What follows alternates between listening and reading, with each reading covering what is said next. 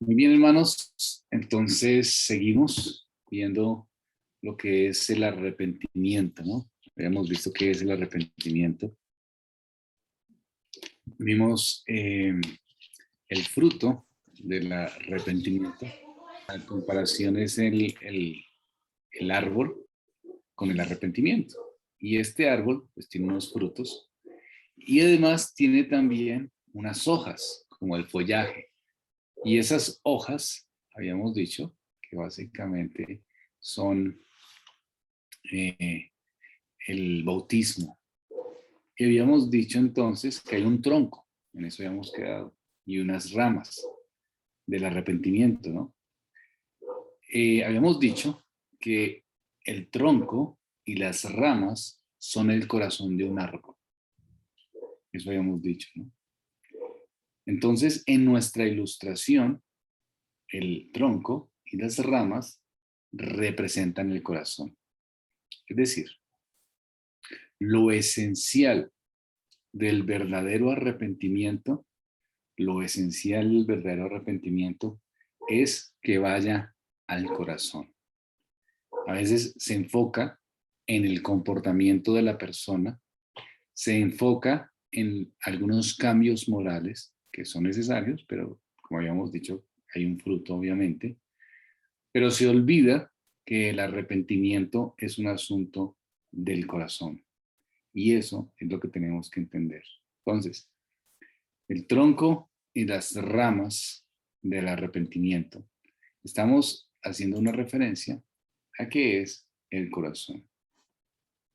La palabra de Dios habla de los frutos de arrepentimiento y habla que en este arrepentimiento, pues el corazón tiene que ser activo, ¿sí? Y tiene que ser algo del profundo de su alma, no es simplemente una situación de su condición del cambio de moralidad, ¿no? Habíamos dicho también que el arrepentimiento no es una penitencia, como consideran los católicos romanos, como que haga esto, esto y esto, y entonces eso es una señal como de arrepentimiento, como hagan estas penitencias, ¿no? No, antes de hacer cualquier cosa, recordemos cómo Martín Lutero se laceraba para tratar de encontrar consuelo, para tratar de encontrar perdón, se golpeaba buscando un arrepentimiento y pagaba todas las penas o las penitencias, pues que la iglesia del medioevo tenía a disposición para que pues las personas generaran, entre comillas, pues un cambio de vida espiritual. Pero eso no pasaba, porque es que el arrepentimiento, hermanos, no es eso, no es una penitencia, ¿no? Es un asunto del corazón. El arrepentimiento es un cambio real, ¿no? Es un cambio de opinión, es un cambio radical. Y en este sentido, es el cambio de pensamiento de la perspectiva del pecado. Es decir, cuando nosotros entendemos cómo es el pecado, la magnitud del pecado, entonces hay una opinión diferente en relación a este y hay un cambio de pensamiento en relación al pecado. Eso consiste en el arrepentimiento. Pero ese cambio de actitud hacia el pecado y de pensamiento hacia el pecado no es una cosa de afuera hacia adentro. Es decir, no es una cosa que yo digo, oiga, emborracharse es malo. Entonces voy a luchar para no emborracharme y voy a abandonar la borrachera. Claro, tenemos que poner reglas y límites, sí, obviamente. Pero no es tanto como coger la botella y voy a tirarla al piso y un cambio externo, ¿sí? No, no es tanto así.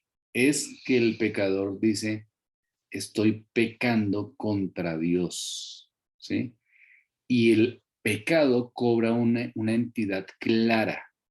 Ya no lo ve simplemente como un daño social, sino como un pecado contra un Dios absolutamente santo. Y entiende que todo lo que está haciendo que sea contrario a la voluntad de Dios es un atentado. Y el fondos de su alma empieza a tener una comprensión del pecado diferente. Y ahí entonces empieza a generar lo que es un arrepentimiento verdadero. Y empieza a sentir una tristeza real por el pecado. No simplemente una tristeza por las consecuencias de este, sino una tristeza real por el pecado. Es decir, que sabe que el pecado le está haciendo mal y que está pecando contra Dios. Ahora, la tristeza en sí, como vimos el texto de 2 Corintios capítulo 7, versículos del 8 al 11, que ya lo estudiamos, la tristeza en sí no es suficiente para producir un verdadero arrepentimiento. El arrepentimiento viene con tristeza, claro, pero tristeza y comprensión. ¿Y esa comprensión es sobre qué? Sobre el perdón. Cuando yo entiendo el pecado, cuando mi perspectiva del pecado cambia y entiendo los efectos que tiene el pecado, entonces, ¿qué es lo que yo comprendo? Pues que estoy en problemas. Eso es lo que yo comprendo, que estoy en problemas, que merezco la condenación, que merezco la ira de Dios, que definitivamente lo que yo he hecho y como he obrado no es como le agrada al Señor. Entonces, ¿qué quiero? Pues el perdón, el ser perdonado por el pecado. Hay una convicción ahí. Empiezo a tener un temor santo reverente frente a Dios y empiezo a desear su perdón. Hay una convicción de que si me arrepiento, mis pecados serán perdonados. Viene tristeza, viene comprensión del pecado, viene convicción de mi necesidad. ¿Necesidad de qué? Necesidad de un Dios perdonador, de ser perdonado. Y en ese sentido, entonces, viene el arrepentimiento. Vamos a ver Lucas 24:47. Alguien que lo desee leer.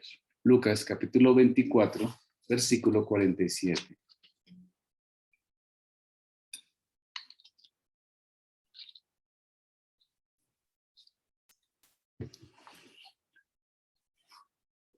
Yo, hermano. Sí, hermana Juliana Blanco.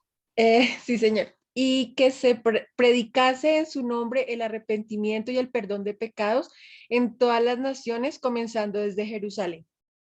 Muy bien, si notan ustedes el arrepentimiento y el perdón de pecados, cómo van unidos, es la misma experiencia en el mismo sentido. Es decir, la gente se arrepiente realmente si cree que este arrepentimiento lo va a conducir al perdón de pecados.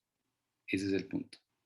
Yo me arrepiento en la medida que yo sé y reconozco que esto me va a conducir al perdón de pecados. Entonces, tenemos que hablar del arrepentimiento. Tenemos que hablar del arrepentimiento como un árbol y tenemos que hablar de la realidad del arrepentimiento en el corazón del creyente. También del suelo del arrepentimiento. ¿Cuál es el suelo del arrepentimiento? Para que un árbol crezca, ¿qué tipo de suelo tiene que haber? Tiene que haber un buen suelo, ¿no?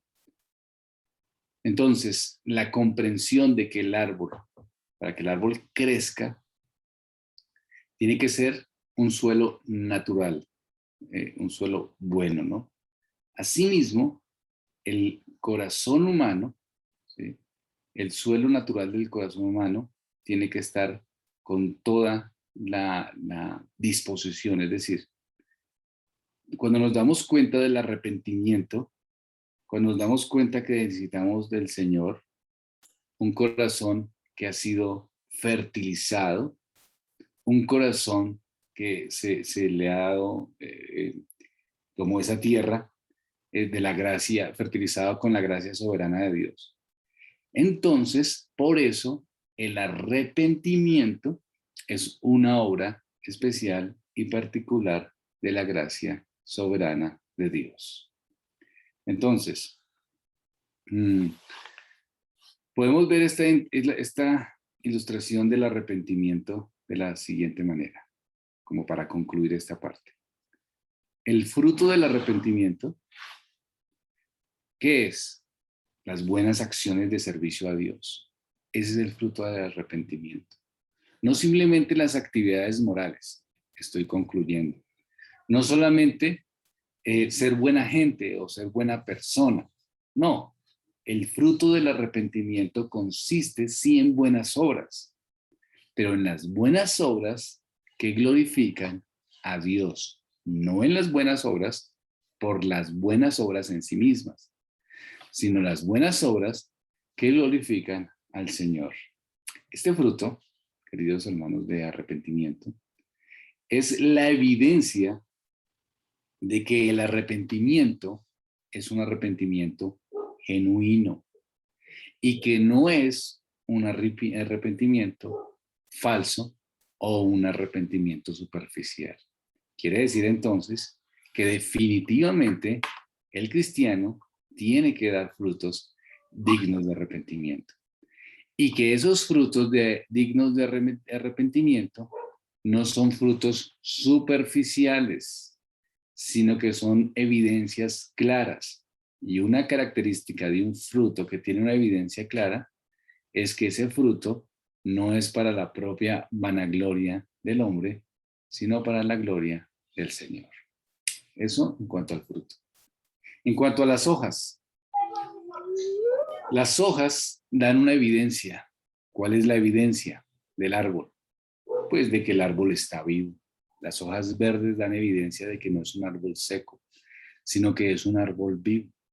Asimismo, las hojas son la evidencia de que las hojas son la evidencia de que el creyente está vivo, y se puede hacer una analogía con el bautismo. El bautismo es una representación, es un testimonio público de que hemos nacido de nuevo en Cristo Jesús. Es decir, que tenemos la nueva vida con el Señor. Ahora, ¿qué sigue? El tronco y las ramas del arrepentimiento. ¿Qué representan? El corazón. Y el corazón entonces es la esencia del verdadero arrepentimiento.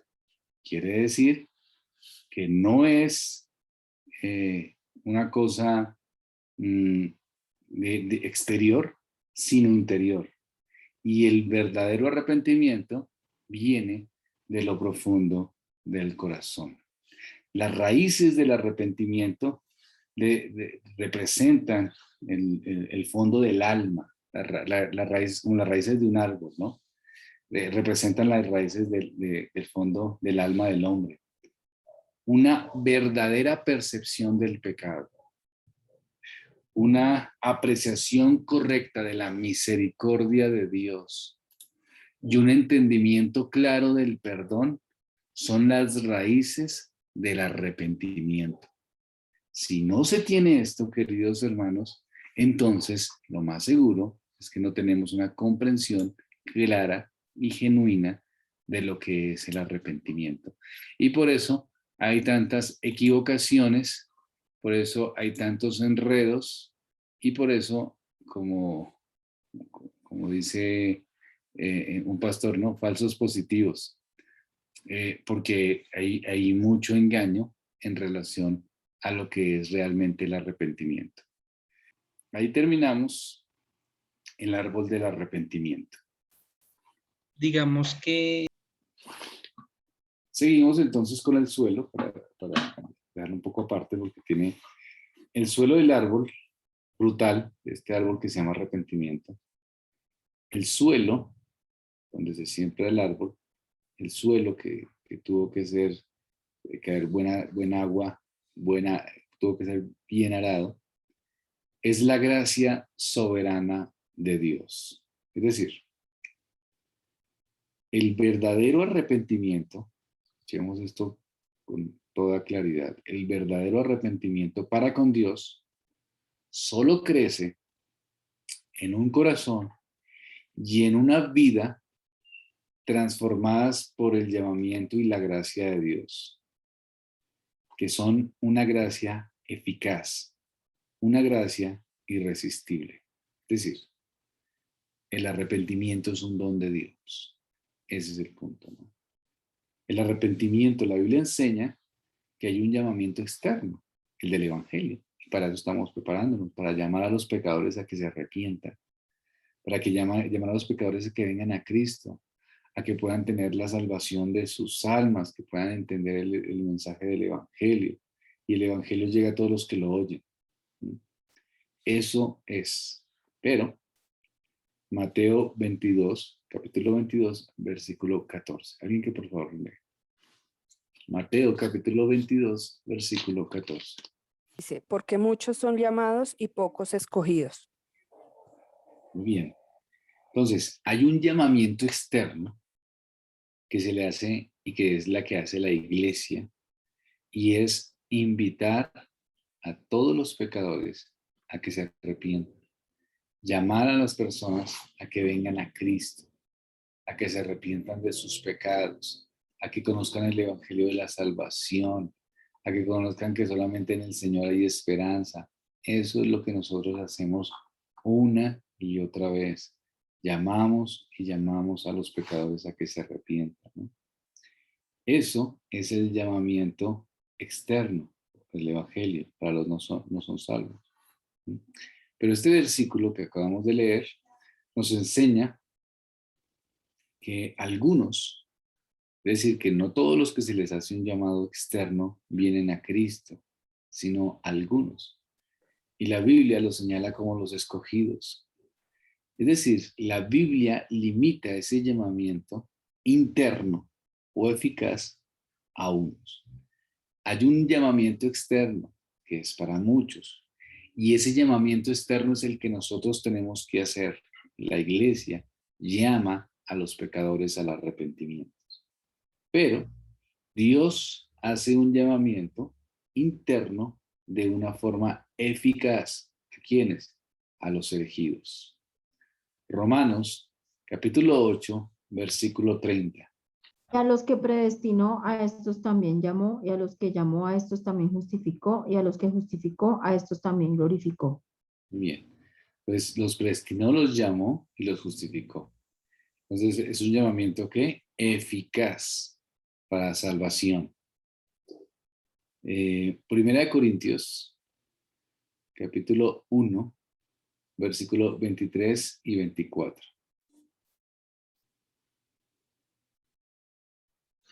Pero nosotros predicamos a Cristo crucificado, para los judíos ciertamente tropezadero y para los gentiles locura.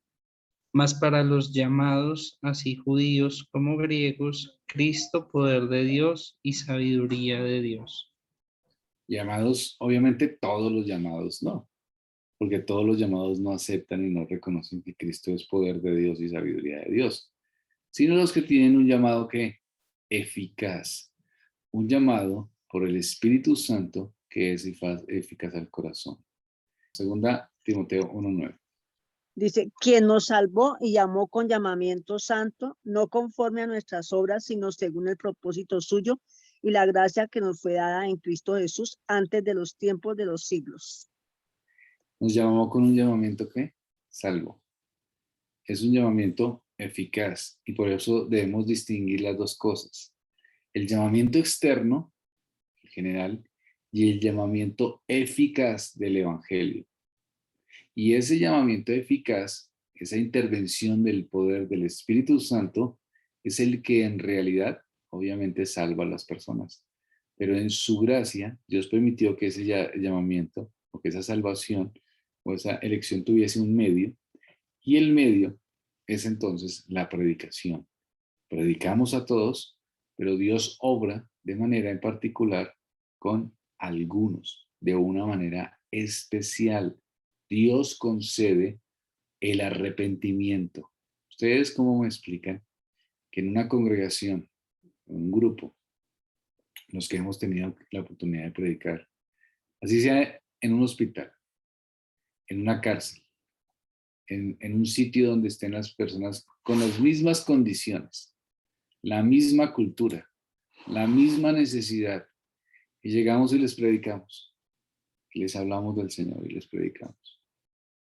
Y muchos toman lo que decimos como sin importancia, como que no les parece, como que es algo que no les llega, pero otros de esos 100, con la misma situación de enfermedad o de cárcel o cultural o pobreza, lo que usted quiera, y de esos 100, unos dicen, he pecado contra un Dios santo, me arrepiento. Y los otros, como si nada hubiese pasado, y en muchos casos, todo lo contrario, se resisten a la voz de Dios. Hicimos un llamado general, pero solamente se hace eficaz en algunos que Dios en su gracia, que no entendemos, lo obra en esos corazones. Tampoco sabemos el tiempo, ni la fecha, ni la circunstancia, pero cuando Dios obra, obra de manera especial. Y por eso podemos ver personas que dicen, sí, necesito del poder salvador de Cristo. Sí, esto es una verdad. Necesito el evangelio, lo necesito. Necesito la salvación porque he pecado contra Dios y me arrepiento para obtener ese perdón del que tanto anhelo y tanto deseo. Cuando muchos no lo reconocen. Ahora, por eso, queridos hermanos, es que nosotros tenemos que predicar el evangelio como es, no predicar lo que a nosotros nos parece. ¿Por qué? Porque cuando predicamos lo que a nosotros nos parece, vamos buscando atraer personas para una congregación, en algunas iglesias para un líder o para una economía, entonces no para el evangelio de Cristo. Y podemos llenar una congregación de no creyentes que se creen creyentes, que eso es muy común. Personas que se creen cristianas, pero que en realidad no lo son, no se han arrepentido, pero les llama la atención la música, les llama la atención las expectativas, les llama la atención las situaciones que ofrecen, ¿no? Entonces hay una cantidad de cosas que hace la religión de hoy en día para llamar la atención y son realmente funcionales, son funcionales. Pero son funcionales ¿para qué? Pues para aglomerar gente, para eso son funcionales, pero no para salvar gente, porque Dios solo determinó una forma y es fe y arrepentimiento y es la predicación santa del evangelio y Dios obrará en eso. Pero es un gran descanso porque no tenemos que inventarnos una cantidad de cosas, tenemos que predicar, tenemos que enseñar, tenemos que pues hablar lo que el Señor dice, pero pues qué descanso que no tenemos que estar inventándonos cosas, conciertos, charlas motivacionales, la charla de la época, mirando la moda, mirando cada circunstancia para tratar de traer adeptos. Claro, si mi fin es llenar una congregación, pues seguramente ahí sí lo haré.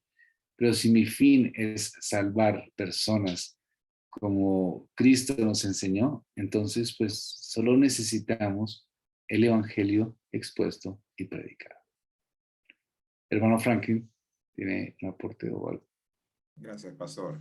Sí, para complementar sobre el tema de la predicación en el evangelio, el arrepentimiento, a veces podemos caer en la falsa creencia que una persona que puede mostrar unos comportamientos morales no necesita el arrepentimiento. Y me refiero básicamente a hijos de creyentes.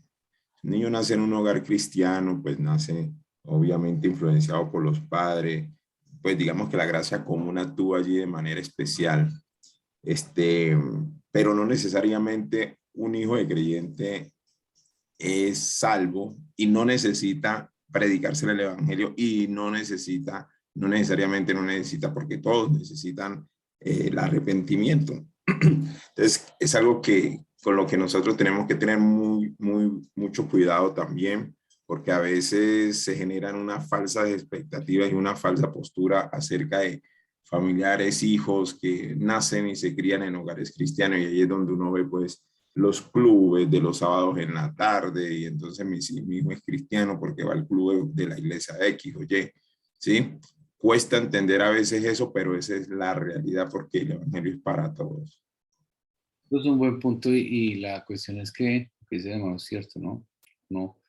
Uno nota que a veces hay personas que les da temor orar por la salvación de sus hijos, como si uno tuviera que esconder algo, guardar algo, y pueden ser hasta moralmente bien, pero pues uno no, o sea, sí quisiera que sus hijos fueran moralmente bien, obviamente, y eso es lo mínimo para un hijo de un creyente, pero pues lo que más le interesa a uno es el arrepentimiento. Entonces uno ora por salvación para sus hijos, para que Dios les conceda arrepentimiento hasta que ellos toman la decisión de venir a Cristo, y ya uno pues ya ora por otras necesidades, pero yo siempre oro por la salvación. Ellos vienen, ellos oran, no me han dado señal de rechazar a Dios, no me han dado señal de eso, pero yo sigo orando por la salvación de sus almas, porque pues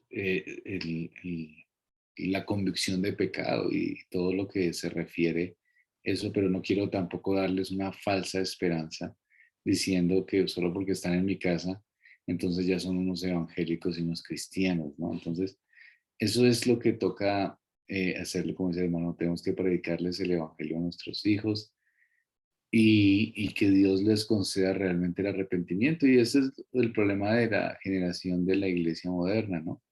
Pues tantos hijos de creyentes que se consideran cristianos porque les vendieron una falsa enseñanza, y van por la vida haciendo como cualquier inconverso, pero se imaginan que son cristianos cuando realmente no lo son. Vamos a Hechos, capítulo 5, versículo 31. A este Dios ha exaltado con su diestra por príncipe y salvador, para dar a Israel arrepentimiento y perdón de pecados. Muy bien, ¿cierto? ¿Quién dice que da el arrepentimiento según el texto? Dios. Dios da el arrepentimiento, ¿no? Este texto es claro, ¿cierto? Enseña que Jesús había sido exaltado a la diestra de Dios. Desde esa posición exaltada de Jesús, desde esa posición exaltada y poderosa, ¿qué hace el Señor? Concede arrepentimiento a Israel y por implicación a los hombres. Él ha escogido de cualquier otra nación el hecho de que Jesús también pueda dar don de arrepentimiento, el don de arrepentimiento a los gentiles. Y eso lo podemos ver, por ejemplo, también en Hechos, otro texto para leer, Hechos 11:18. Síganlo. Entonces, oídas estas cosas, callaron y glorificaron a Dios, diciendo, de manera que también a los gentiles ha dado Dios arrepentimiento para vida. Los judíos y a los gentiles, ¿no? Cuando los creyentes judíos recibieron el informe de cómo la familia de Cornelio había creído y se había arrepentido, que era un don del Espíritu Santo, que se sometieron a la providencia de Dios, concluyeron que la fe de los gentiles y el hecho de que se arrepientan es una obra de Dios por medio de Jesucristo, y les concedió a los gentiles también soberanamente arrepentimiento. Ese es el punto. El arrepentimiento es concedido por Dios. Segunda de Timoteo 2:25. Que con mansedumbre corrija a los que se oponen, por si quizá Dios les conceda que se arrepientan para conocer la verdad. O sea, Dios les conceda, ¿no?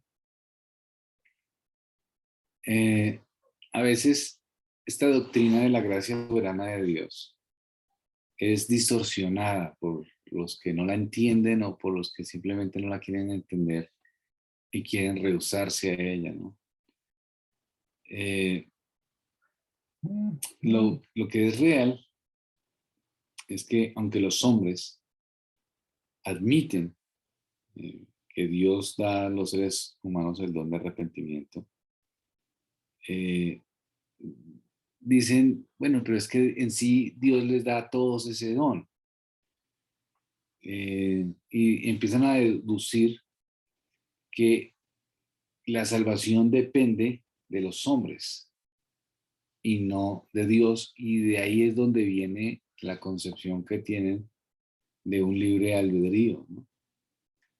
Pero eso es errado, no es correcto.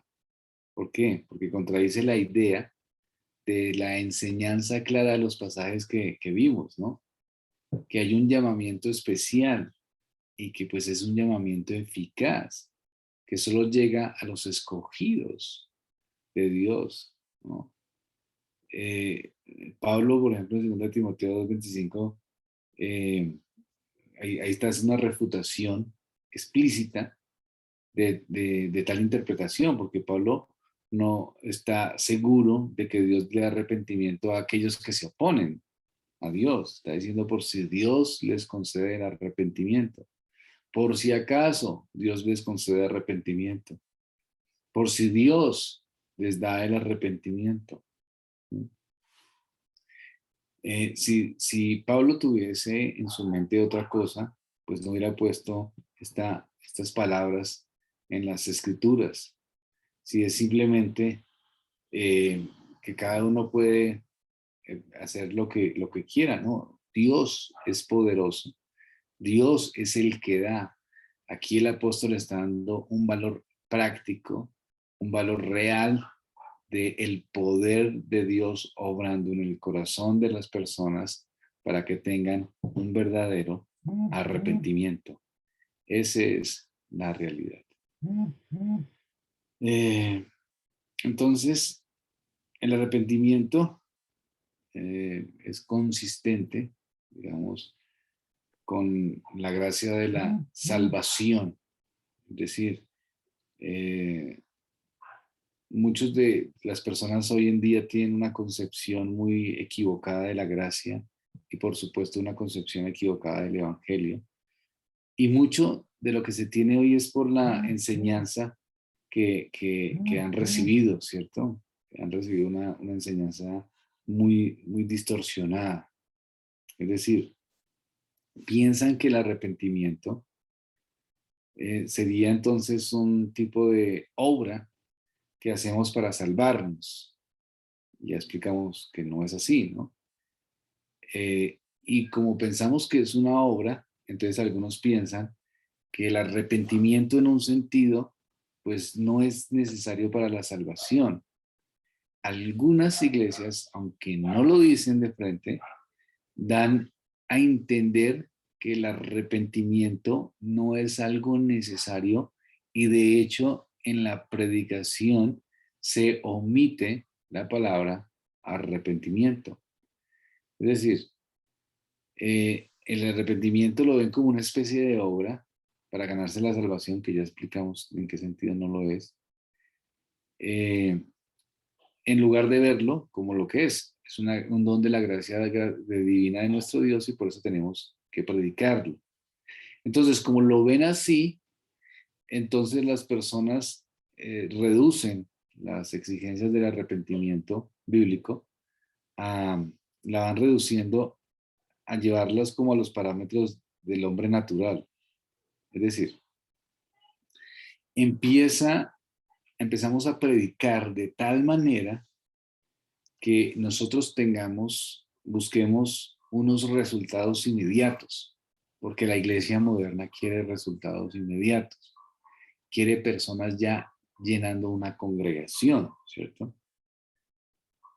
Entonces, como estamos en la época de los resultados, entonces empieza a hablar acerca a las personas naturales, se empieza a dirigir a sus razonamientos de una manera donde el arrepentimiento pues no es tan claro. ¿Sí? No se le dice, debes arrepentirte, reconocer cómo has pecado contra Dios. Pues la gente no quiere hacerlo. Y entonces la gente piensa, o la iglesia moderna piensa, si decimos eso, las personas no van a querer venir. Porque las personas no quieren, no lo desean, ¿sí me van a entender? Entonces, ¿qué tengo que hacer? Tengo que lograr que tome una decisión.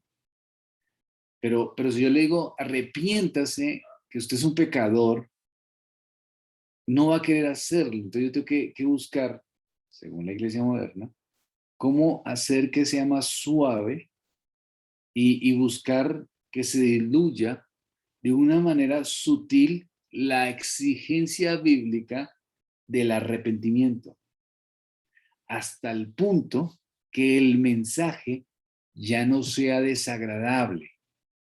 ¿Me estoy haciendo entender? Es decir, mira, Dios te ama y tiene una vida con propósito para ti. El hombre y Dios están separados por una cosa pequeña, el pecado. Pero si aceptas, si tomas esta decisión, entrarás al reino de los cielos y podrás tener una vida en comunión y una vida cristiana y la cosa. Entonces, el concepto del arrepentimiento y confrontar al pecador con su pecado se diluye y vamos buscando mejor la manera en que el evangelio suene más para la persona natural, que le pueda llegar más a la persona natural. Y de esa manera sacrificamos la esencia del evangelio para que no suene como que le estamos exigiendo a la persona que debe arrepentirse de sus pecados, pero sí suene que Dios tiene una vida con propósito para él o para ella y que en esa vida con propósito pues solamente tiene que hacer una confesión o tomar una decisión. Y es una decisión que diga, Señor Jesucristo, yo te necesito, reconozco mis pecados, quiero entrar al reino de los cielos. Ya tomo una decisión. Y si tomo esa decisión, pues ya bienvenido al cielo. Pero lo más seguro es que no es un salvo, porque no se ha arrepentido. Y ni siquiera se le predicó el evangelio. Hay personas que creen que predicar el evangelio es hacer que la gente haga oraciones momentáneas. Y eso no es predicar el evangelio. Es llevar al hombre natural a que reconozca que es un pecador y que necesita de la gracia del Salvador. Y eso es doloroso.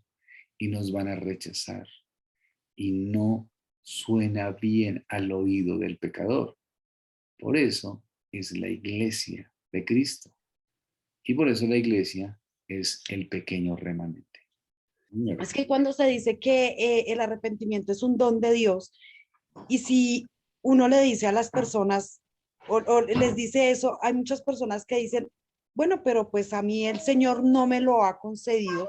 Entonces uno cómo explicar que evidentemente es un don de Dios, pero es una responsabilidad mía el arrepentirme, porque es como una línea muy delgada, porque ya las personas pueden decir, no, pues yo sigo pecando porque el Señor no me ha concedido el arrepentimiento.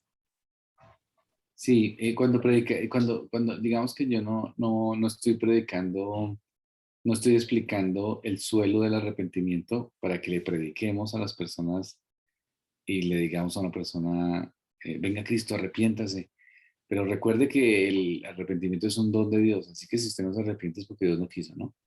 No, o sea, no es, uno no predica eso. Yo no he escuchado a nadie que predique así, o sea, ¿quién va a predicar de una vez sacando las doctrinas de la elección?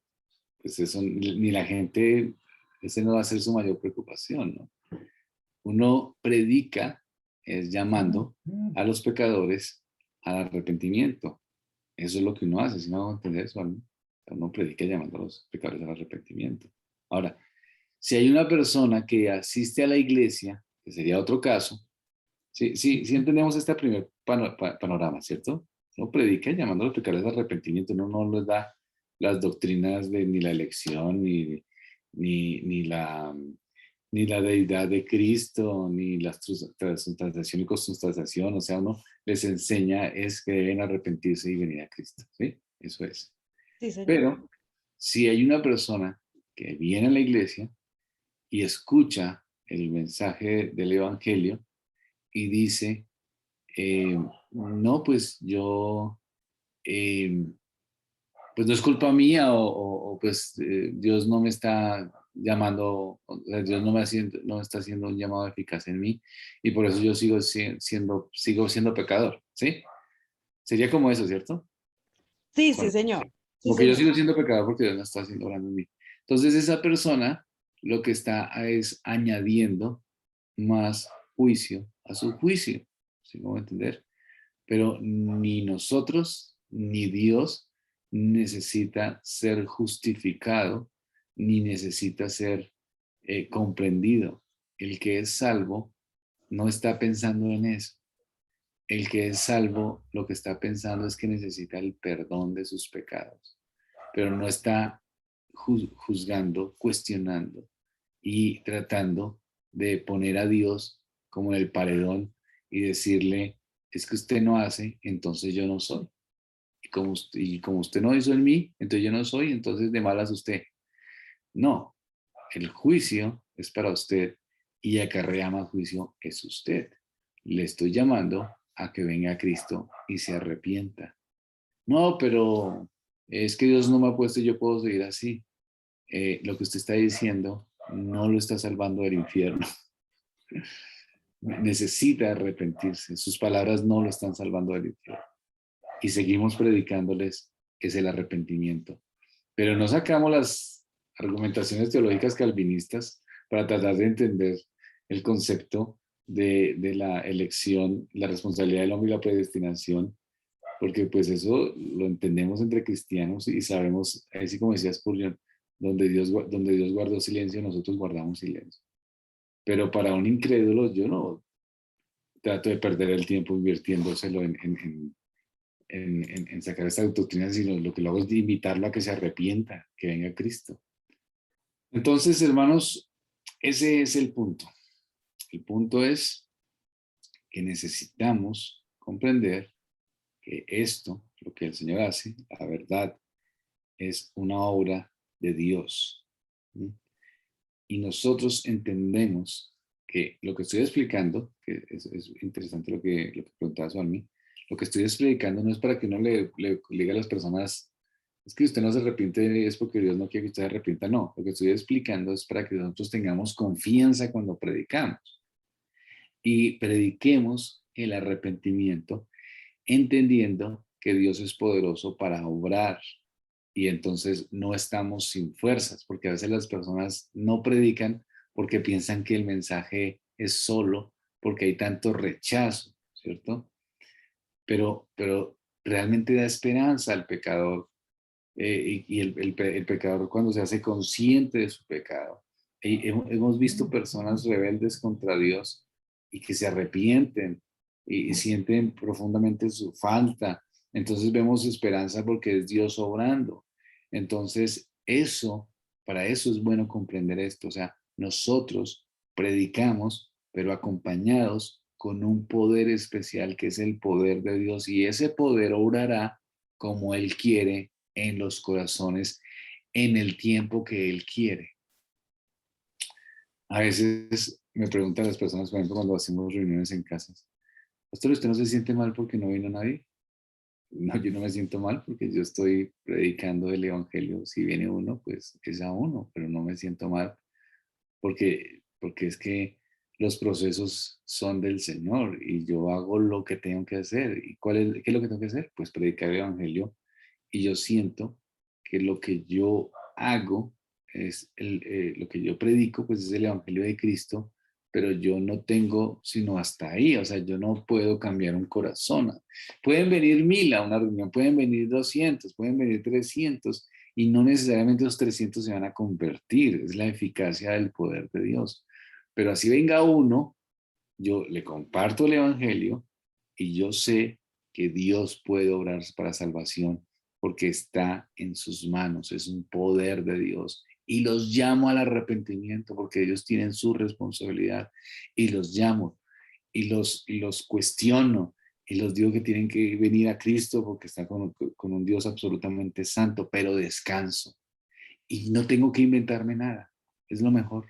No tengo que inventarme nada, no tengo que ser quien no soy, no tengo que tratar de aparentar para que me quieran, no tengo que tratar de decir, mire, quiéranme, por favor, yo voy a invitarlos a todos a almorzar para que todos me quieran. No necesito eso, porque lo que yo tengo que hacer es vivir para la gloria del Señor y dentro de eso, pues habrá gente que le parezca bien, habrá gente que no le parece bien. Bueno, seguimos así hacia adelante y vendrán personas a la congregación y algunos dirán, aquí se está predicando el evangelio de Cristo. Yo quiero estar aquí. Y otros dirán, no me gusta. Bueno, listo. ¿Sí? No pasa nada, pero yo sigo haciendo lo que me corresponde porque yo hago lo que es mi responsabilidad, pero descanso en que es un poder de Dios. Y eso es descanso, porque cuando uno piensa que es por un poder de uno mismo, es triste eso, porque no haya qué hacer, porque no haya cómo satisfacer, porque no haya cómo complacer a las personas, no haya, entonces termina uno cediendo a sus principios, cediendo a sus realidades. Termina uno predicando lo que Dios no ha dicho, termina uno haciendo lo que Dios no determinó.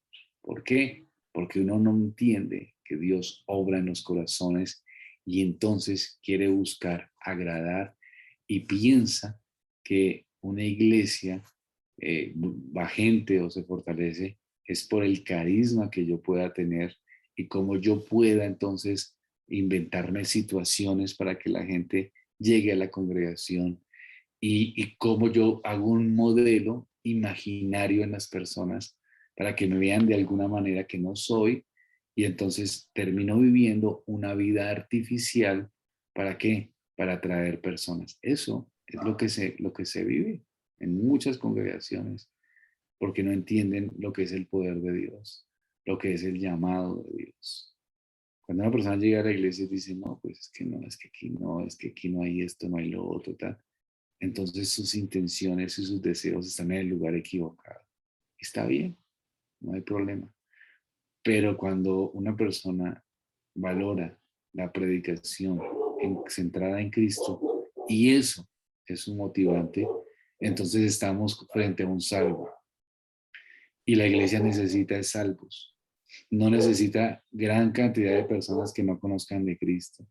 Necesita personas que sean salvas, que amen el evangelio del Señor, que le reconozcan y que puedan vivir ese evangelio para su gloria, para el Señor.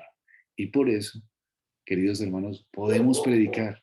Prediquen a sus familiares, a sus amigos, prediquen una y otra vez, hábleles, tráigalos al arrepentimiento, invíteles un café, invítelos a su casa, hábleles del Señor, díganle que Cristo es la única esperanza y que ellos tienen que arrepentirse y van a encontrar que muchos lo van a rechazar, van a encontrar que muchos los van a despreciar, pero también van a encontrar que Dios va a ser eficaz en algunos y vendrán a Cristo y entonces un alma será ganada y eso ya cobró sentido todo. ¿Sí? Ya cobró sentido todo, porque son salvos, están irán al cielo, o algunos ya están en el cielo, y eso es suficiente galardón, suficiente esperanza, suficiente gozo para el creyente. No necesitamos que nos estén diciendo ni impresionar a nadie, y esta doctrina nos enseña eso, que no necesitamos impresionar ni buscar el reconocimiento de nadie, ni que la iglesia se llene a costa de lo que sea, aún por encima de la verdad, como estamos viviendo en esta época.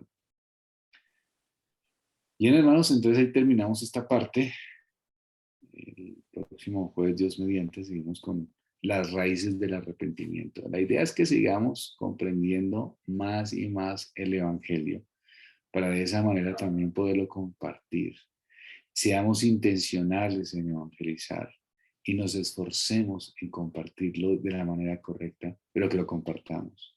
Y también descansemos en que Dios obra siempre cuando su palabra es expuesta. Bien, hermanos, oremos al Señor entonces. Gracias, Señor, porque vamos entendiendo lo que es el arrepentimiento, lo que conlleva, Señor, vamos comprendiendo cómo tú obras en la salvación. Ayúdanos a predicar para que las personas puedan conocer tu gracia y tu salvación. Pero también ayúdanos a ser conscientes que estamos en un mundo que no le agrada el Evangelio de Cristo. Permítenos ser fieles, Señor, a lo que tú has dado, a lo que tú has puesto, Señor. Sí, intencionales, no quedarnos quietos. Guárdanos de la quietud. Guárdanos de ser una iglesia que se conforma y no se mueve para compartir, para predicar, para hablar, para hacer misiones. Gracias por la obra misionera que hacemos en Cajicá, por las personas que han recibido el Evangelio. Gracias porque una iglesia que predica el Evangelio es una iglesia que tiene vida espiritual. Permítenos a no ser quietos, pero también a descansar en ti, Señor, y pensar en que no tenemos que inventar cosas, reestructurar cosas que de pronto no están de acuerdo con tu palabra, ni el mensaje mismo, tratar de reestructurarlo de una manera que no sea adecuada para terminar finalmente no predicando el Evangelio. Guárdanos de eso, Señor, permítenos con lo que tú has puesto a trabajar, que es grande y suficiente, y entender que lo que tú haces está bien, pero diligentemente. Ayúdanos a ser diligentes. Te lo pido en Cristo Jesús. Amén.